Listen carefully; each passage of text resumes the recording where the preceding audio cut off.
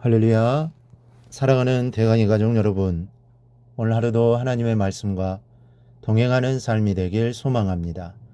오늘 함께 나눌 하나님의 말씀은 요한복음 13장 31절에서 35절 말씀입니다. 그가 나간 후에 예수께서 이르시되 지금 인자가 영광을 받았고 하나님도 인자로 말미암아 영광을 받으셨도다. 만일 하나님이 그로 말미암아 영광을 받으셨으면 하나님도 자기로 말미암아 그에게 영광을 주시리니 곧 주시리라. 작은 자들아, 내가 아직 잠시 너희와 함께 있겠노라. 너희가 나를 찾을 것이나 일찍이 내가 유대인들에게 너희는 내가 가는 곳에 올 수 없다고 말한 것과 같이 지금 너희에게도 이르노라. 새 계명을 너희에게 주노니 서로 사랑하라. 내가 너희를 사랑한 것 같이 너희도 서로 사랑하라. 너희가 서로 사랑하면 이로써 모든 사람이 너희가 내 제자인 줄 알리라. 아멘. 어제는 우리가 예수님께서 제자들의 발을 씻기시고 자신을 팔아넘길 유다를 지적하여 말씀하셨던 것을 살펴보았습니다. 그러나 제자들은 이 말씀이 무엇을 뜻하는지 알지 못했습니다.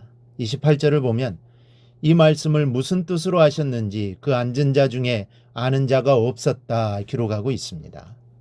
이렇게 깨달음이 둔한 제자들이었지만 주님은 제자들을 앉혀놓고 긴 설교를 하셨습니다. 내리면 찢어야 할 십자가를 앞에 두고 마지막 시간을 제자들과 함께 보내시면서 유언과도 같은 말씀을 하고 계시는 것이기에 더욱 중요한 말씀이 아닐 수 없습니다. 31절을 보면 가룟 유다가 나간 후에 이런 말씀을 하십니다. 지금 인자가 영광을 받았고 하나님도 인자로 말미암아 영광을 받으셨도다. 이 가룟 유다가 밖으로 나갔다는 말은 예수님을 팔아넘기기 위해 나간 것입니다. 그리고 이것을 계기로 십자가의 사건이 급진전될 것이며 예수님은 십자가에서 죽으시게 될 것입니다.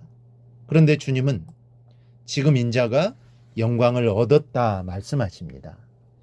이러한 일은 아직 이루어지지 않은 미래의 일인데도 불구하고 예수님께서는 앞으로 영광을 얻을 것이다 라고 말씀하지 않고 지금 영광을 얻었다고 말씀하십니다. 주님이 생각하시는 영광은 세상의 영광이 아니었습니다. 십자가를 통한 영광이었으므로 유다가 자신을 배반하는 것까지도 영광으로 생각하셨던 것입니다. 이러한 주님의 말씀은 우리가 보기에는 참으로 납득하기 어려운 말씀입니다. 왜냐하면 인간들은 누구도 고난과 수치를 영광으로 생각하지 않기 때문입니다. 그럼에도 불구하고 이렇게 주님께서 수치와 고난의 십자가를 영광으로 말씀하신 이유는 무엇입니까?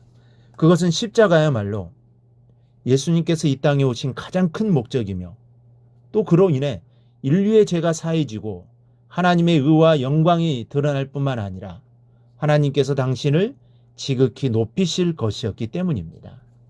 참으로 주님께 있어서 십자가는 일시적으로는 수치요 고통이었지만 궁극적으로는 영광의 길이었던 것입니다. 그래서 주님은 지금 영광을 얻었다라고 분명하게 선언하신 것입니다. 그런데 인간적으로 생각하면 유다만큼 못돼 먹은 놈이 없습니다. 이 도저히 용서할래야 용서할 수 없는 놈입니다. 그러나 주님은 사람들을 사랑하시되 끝까지 사랑하셨다고 했습니다. 이런 사랑을 베푸신 주님이 사랑을 또다시 강조하시며 설교를 하십니다. 새 계명을 너희에게 주노니 서로 사랑하라. 내가 너희를 사랑한 것 같이 너희도 서로 사랑하라. 새 계명은 없었던 계명을 새롭게 주셨다는 뜻이 아닙니다.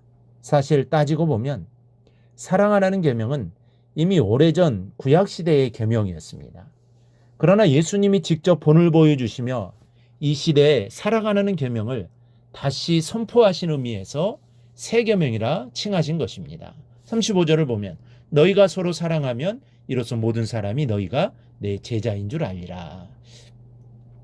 언젠가 프랑스의 대통령인 자크 시라크에게 당신은 어떤 사람을 중산층이라고 생각하느냐라는 이 기자의 질문에 적어도 프랑스의 중산층이라면 소득은 논외로 치더라도 우선 하루에 적당량의 운동을 할 것, 또 한 달에 서너 권의 전문 분야나 교양 서적을 읽을 것, 여기에 더하여 한 가지 이상의 악기 그리고 한 가지 이상의 요리를 할 수 있을 것 등을 갖추어야 명색이 프랑스의 중산층이라 말할 수 있을 것이다 라고 대답했다고 합니다. 즉 중산층이라 하면은 단순히 소득이나 직업, 학력과 같은 그런 양적인 측면에서 규정할 것이지만 그는 구체적이고도 질적인 측면을 기준으로 중산층을 규정한 것입니다.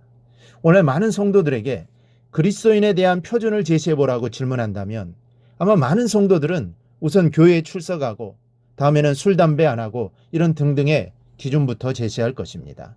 물론 이와 같은 기준도 성경 전체로 볼 때 전혀 틀린 답이 아닙니다.